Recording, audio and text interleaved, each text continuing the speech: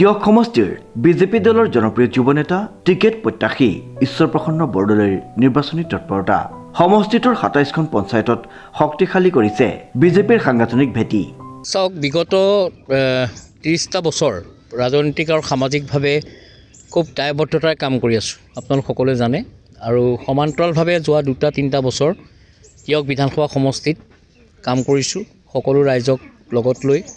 ৰাইজৰ লগতে আমাৰ দলীয় সতীৰ্থ, দলীয় কাৰ্যকৰ্তা সকলোকে লগত লৈছোঁ। আৰু লগতে বিশেষকৈ আমাৰ সাধাৰণ যি ৰাইজৰ যি মৰম, যিটো আদৰ মোৰ প্ৰতি, সেইটো দেখি আচলতে সঁচাকৈ মই বৰ আৱেগ বিভল হৈ পৰোঁ। কাৰণ যিহেতু আপোনালোকে দেখিছে যে মোৰ সভাবিলাকত যথেষ্ট মানুহ হয় আৰু ৰাইজে বহুতে প্ৰশ্ন কৰে যে কেনেধৰণে মানুহখিনি আহে।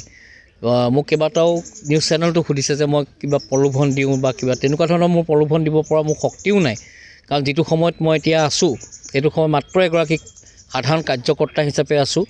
মই বিধায়ক হিচাপেও নাই, প্ৰাক্তন বিধায়ক হিচাপেও নাই, বা কোনো নিকায় নিগমৰ মই চেয়াৰমেনো নহয়।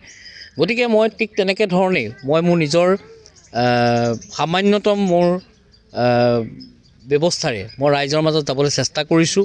আৰু ৰাইজৰ বিভিন্ন সমস্যা, অভাৱ, অভিযোগ, সুখ দুখ সকলো সময়তে মই থাকিবলৈ মই চেষ্টা কৰিছোঁ। আৰু ৰাইজে আচলতে মোক সহজতে লগ পায়। ৰাতি 2টা বজাতো যদি মোক ফোন কৰে তেতিয়া মই লগে লগে মোক পায়, 12টা বজাত কৰিলেও মোক পায়, ৰাতিপুৱা মোক 6টা বজাত কৰিলেও পায়। গতিকে ৰাইজে মোক সকলো সময়তে মোক পায়। আৰু ইলেকশ্যন বুলি বা নিৰ্বাচন বুলি বোলে মই 10 দিন মই কৃত্ৰিমতাৰ পৰিচয় দিছোঁ, সেইটো নহয়। কাৰণ আজি বহু বছৰ ৰাইজে মোক দেখি আহিছে যে একেধৰণে মই আছোঁ আৰু একেধৰণে মই কাম কৰিছোঁ। গতিকে মই আশা ৰাখিছোঁ ঠিক তেনেকৈ ধৰণে যাতে মই শেষ পৰ্যায়লৈকে মই কাম কৰি যাব পাৰোঁ।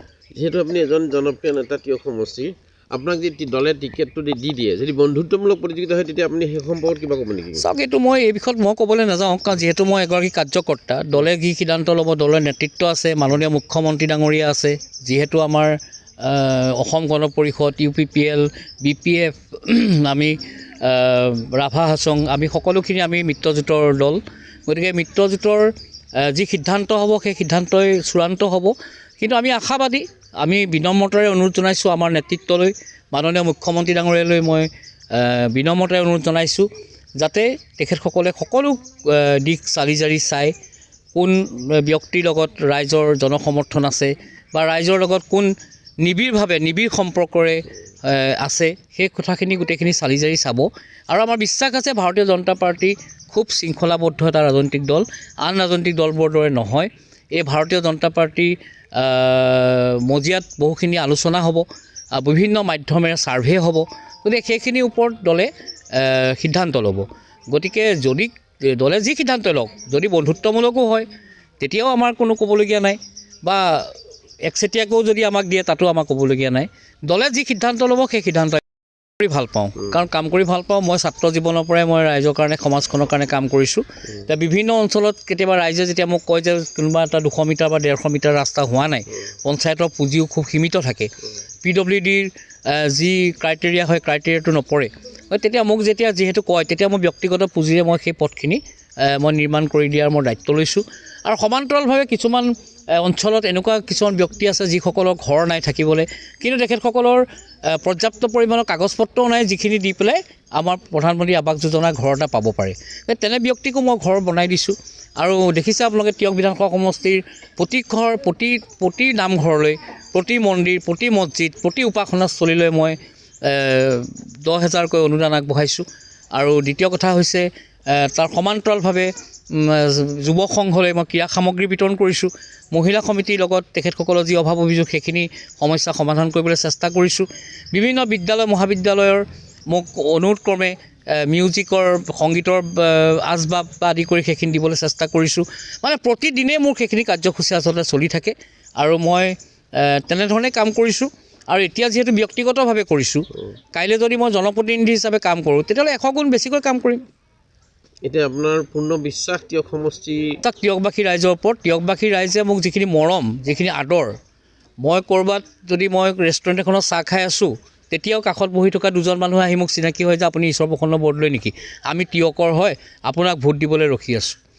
বা নতুন ভোটাৰ যিখিনি আহিছে, এতিয়া নতুন ভোটাৰ যিখিনি এইবাৰ ভোট দিবলৈ পাব, সেই ছাত্ৰ ছাত্ৰীসকল মোৰ ঘৰলৈ যায়। গৈ পেলাই মোৰ লগত মত বিনিময় কৰে আৰু মোক তেওঁলোকক 100% তেওঁলোকে কৈছে যে দাদা আপোনাক আমি ভোট দিবলৈ অপেক্ষা কৰি আছোঁ। গতিকে এইবিলাকে আচলতে প্ৰতীয়মান যায় আৰু বিশেষকৈ মোৰ সভাবিলাকত পুৰুষসকলৰ লগতে জ্যেষ্ঠসকলৰ লগতে মহিলাসকলৰ যথেষ্ট মোৰ মিটিঙত মানে উপস্থিতি বেছি হয় আৰু তেখেতসকলৰ মোৰ প্ৰতি যিটো আদৰ, যিটো মোৰ প্ৰতি শ্ৰদ্ধা, যিটো মোৰ প্ৰতি মৰম, সেইখিনি মই কেতিয়াও পাহৰিব নোৱাৰোঁ। সেইখিনিয়ে মই মূল সম্বল হিচাপে লৈ আগবাঢ়িছোঁ।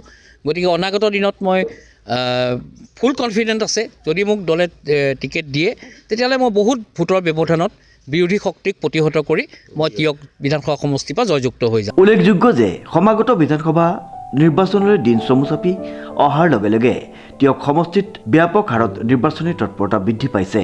শাসকীয় বিজেপি দলৰ কেইবাগৰাকীও প্ৰাৰ্থিত্ব প্ৰত্যাশীয়ে কুচকাৱাজ সমান্তৰালভাৱে আৰম্ভ কৰিছে যদিও সমাজদৰদী তথা জনপ্ৰিয় যুৱনেতা ঈশ্বৰপ্ৰসন্ন বৰদলৈয়ে সমষ্টিটোৰ চুকে কোণে সোমাই ৰাইজৰ মাজত মত বিনিময় কৰা পৰিলক্ষিত হৈছে। মুঠ 19 ঘণ্টা 24 ঘণ্টাৰ ভিতৰত 19 ঘণ্টাই মুখ্যমন্ত্ৰীগৰাকীয়ে ৰাজ্যখনৰ কাৰণে আৰু আমাৰ ৰাইজৰ কল্যাণৰ কাৰণে তেখেতে কাম কৰিবলৈ প্ৰচেষ্টা হাতত লৈছে।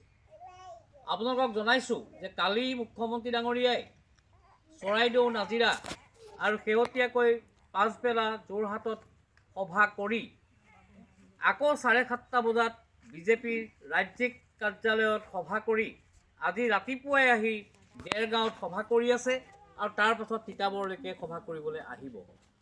গতিকে তেখেতে এনেধৰণে অবিৰতভাৱে যুৱনেতা ঈশ্বৰপ্ৰসন্ন বৰদলৈয়ে বহু বছৰ ধৰি ৰাইজৰ সমস্যাসমূহ সমাধান কৰিবলৈ চেষ্টা কৰা সমান্তৰালভাৱে আৰ্তজনক সহায় কৰি আহিছে। এইবাৰ বিধানসভা নিৰ্বাচনত তিয়কৰ বিজেপি দলৰ প্ৰাৰ্থিত্ব প্ৰবল দাবীদাৰ হোৱাত উল্লেখনীয় হৈ পৰিছে।